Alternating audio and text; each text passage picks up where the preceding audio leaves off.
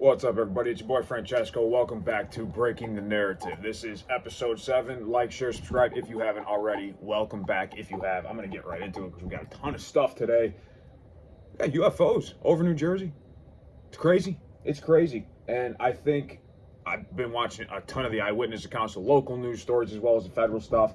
The White House has come out and said they essentially have no idea what they are. Now, I see 3 theories. I'm going to get into those in a second. But the eyewitness accounts, they describe them as silent. Some are smaller. Some are the size of an SUV. And one eyewitness account says it came right down over a tree, hovered there silently, and then took off with extreme speed.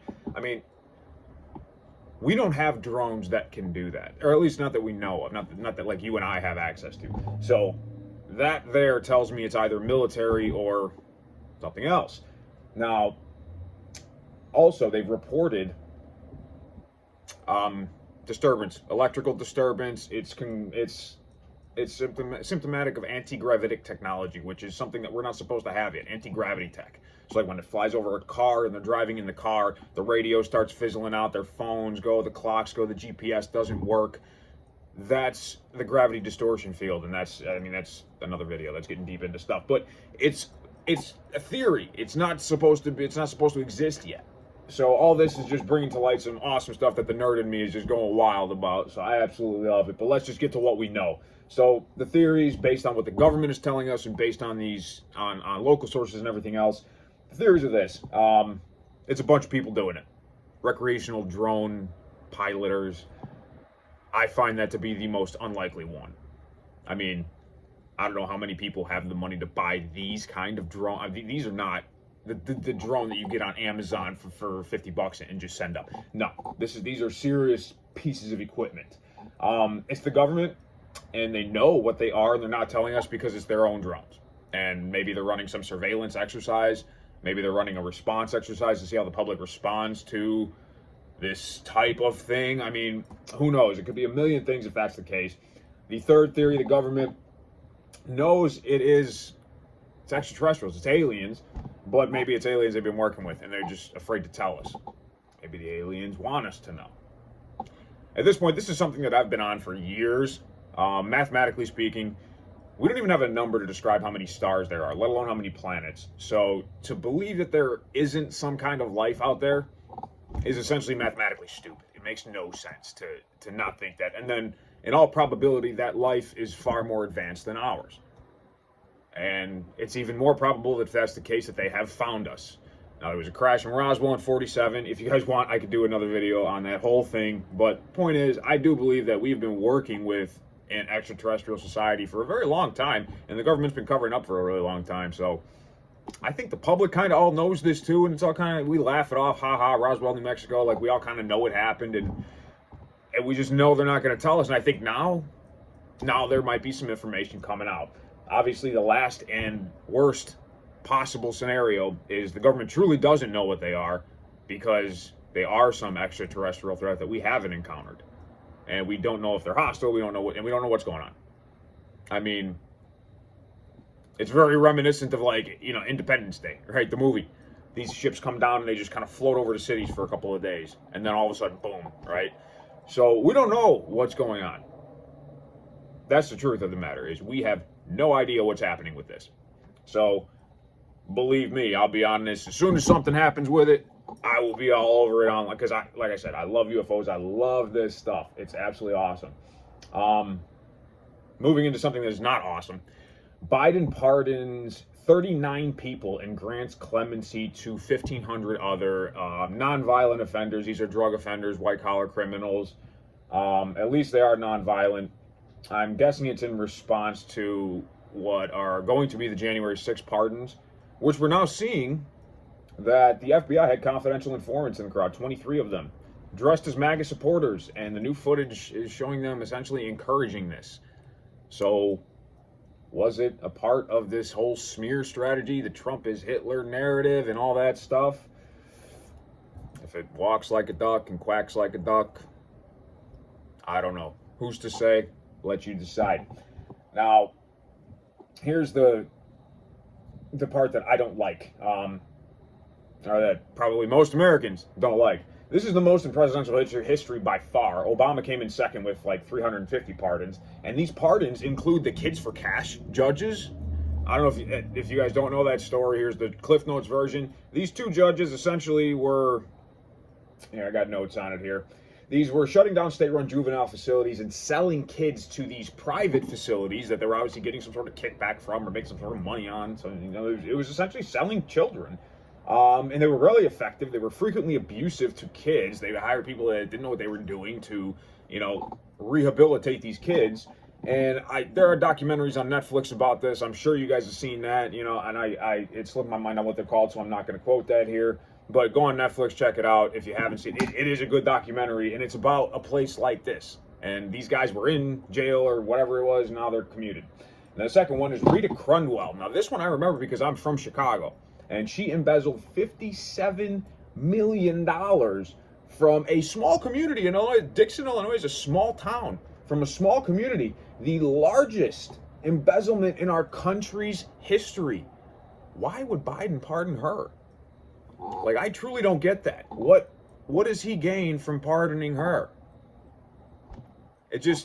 I know the Biden family's corrupt. I know they've done a bunch of corrupt stuff. Look at Hunter. Look at his laptop. That's public record. I've posted it all over the place I possibly can. If you haven't seen it yet, you should take a look. It's going to make you sick, but you need to know this stuff. This is important that we know the truth. So we know this is a criminal family. And speaking of that, he's selling off the border wall. He is selling off the materials that you and I paid for the wall that we voted for. And he's doing anything he can to impede the incoming administration. He is selling off the wall for $5. For $5 a lot. Those lots are worth probably $2,000. This is expensive. This is concrete and steel. This is like heavy-duty wall material, and he's selling it off. Now, fortunately, I found a report saying a big rich guy in Texas bought a bunch of lots, and he's saving them for Trump. So I'm hoping more people with money do that. We've seen Elon Musk come out and do what we want to see our billionaires do, and he saw something wrong on Twitter, and he goes, I don't like this. I'm going to spend $44 billion of my own money to buy this and make sure that the American people have a platform for free speech. This guy's doing the same thing. I don't like that they're selling off the border wall. We paid for this. This is going to cost the taxpayers more money. Look, whether you're for or against the wall, it doesn't matter. It's going to get built, which means your taxes are going to go to it, and they already have gone to it. Those materials have been sitting there for 3 years since Biden halted the construction of the wall that was already going up when he came into office and messed up everything else. So those materials have just been sitting there, ready to go. And of course, he's going to sell them off to try to make it harder for him. All it's going to do is slow it down and cost the taxpayers more money. So my question to Joe Biden is this: how is this in the best interest of the people? No matter what you do, the wall's getting built. The incoming administration is the incoming administration, and they are going to do what they're going to do. Why are you going to make me pay more money, Mr. President? Why are you going to do that? I really want to know. And so do a lot of other people. So, on to Biden spending. I promised I'd do a little breakdown, so I pulled some numbers here, and this link will be in the description below to this official document that breaks all this down. He has spent over $2 trillion on crap that I know that you and I and most Americans would not want to vote for. Let's see. $300 billion on a thrifty food plan overhaul, which essentially he cannot explain because it did nothing. Hunger is worse than it's ever been. Homelessness is worse than it's ever been. Everything is worse than it's ever been in this country, largely because of the $150 billion we've spent on illegal immigrants, on people who aren't even citizens of this country. This is a real problem. $150 billion to illegal immigrants. Then, of course, we've got $165 billion to student loan debt relief. Here's why this is a problem. Most of this money was distributed in a DEI fashion. So this went to minorities and everything else. And frankly, these people signed for these loans. I didn't go to college. I didn't take out any loans. I don't have any student debt. This doesn't benefit me in any way. So why are my tax dollars going to a loan that you signed for? And you know what? I was going to be okay with it, and I asked my sister, I said, did you benefit from this? Did you get your loans paid off? She didn't. Now, I didn't go into why. Maybe she already had them paid off. I really don't know what her financial situation is. But she didn't benefit from it, and she went to Vanderbilt and had student loans and had to pay them off. So what about people like her that had to pay her loans? What about people like me that didn't have any loans? I didn't take any loans. I don't owe anybody any money. Why am I paying yours? Because you're a minority? Because you feel you were slighted like 500 years ago? I mean, what are we talking about here? It's ridiculous. And then, of course, we got another $1 billion on DEI hiring efforts, diversity training, and DEI-related mental health programs, which were a total failure across the board, proving that standards were lowered and the best qualified person did not get the job. I mean, companies are now waking up from the wokeness, so the DEI is they're getting rid of that. It's going to go back to the way it should be in a capitalist society. The best person for the job will get the job. It doesn't matter what color your skin is. It doesn't matter who you worship. It doesn't matter how you identify and who you love. It does not matter. We don't need a certain number of these people, certain number of these people, certain number of these people, because and then it becomes all about that, and you lose your company's actual mission. And every job is not for every person. Like, I'm in sales. I know sales is definitely not for everybody. And in my type of job, where it's a commission job, it truly is probably the last remnant of capitalism is sales, because if you don't produce, you're fired. It doesn't matter what color you are. They don't care what color you are. All they care about is the color green, the money. As long as you bring them money, they pay you good. You don't bring them money, they fire you. That is how it works. It's that simple. It doesn't matter what color your skin is. Make yourself indispensable, and you won't ever have to worry about being excluded. So DEI's done $1 billion of our money down the drain. And then, of course, this one I had to throw in there just because it's disgusting to me. You got $700,000 of taxpayer funds spent on sex changes. Why are we paying for these people's gender dysphoria? So again, I touched on this before. I'm going to reiterate this. Gender dysphoria is a mental disorder. It's on the DCM-1. It's a mental disorder. It's when a person who's born a man thinks he's a woman, or a person who's born a woman thinks she's a man. Now, if we want to entertain this, and they want to identify as what they feel that they are, fine.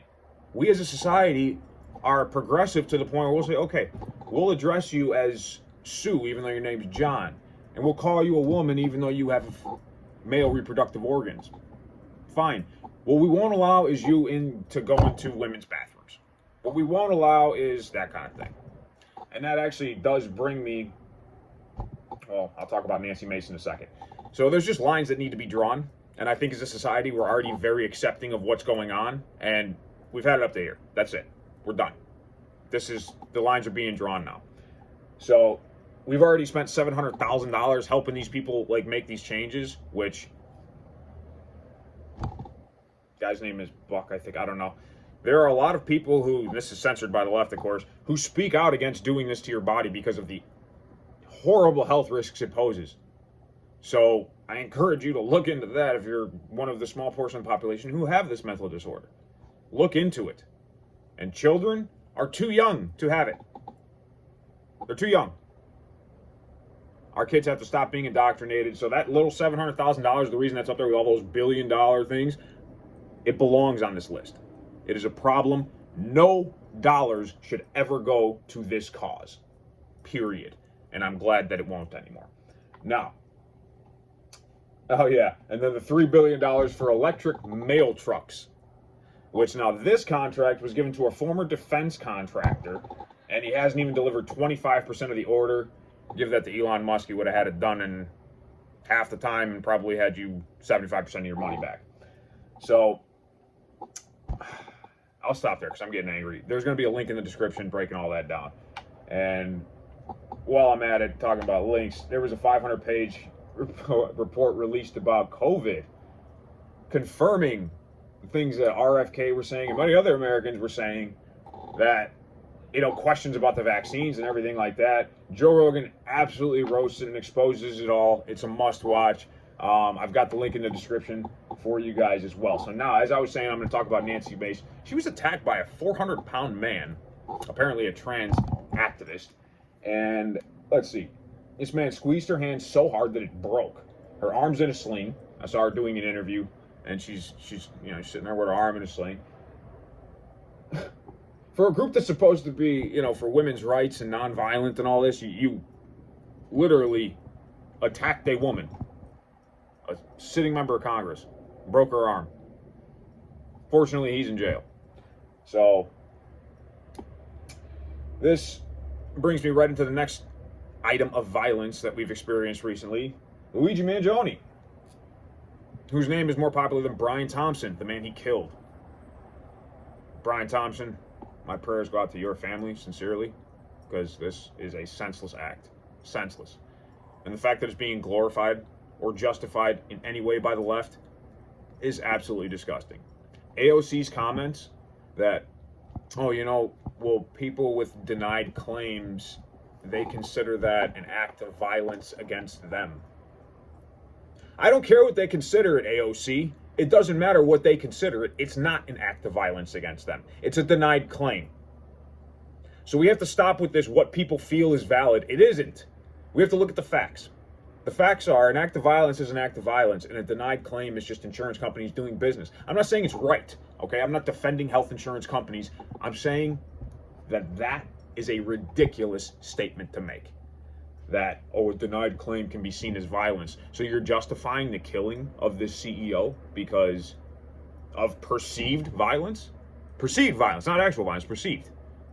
You felt like this was violence. And a little fun fact about Luigi Mangione, he's a rich kid, comes from a rich family,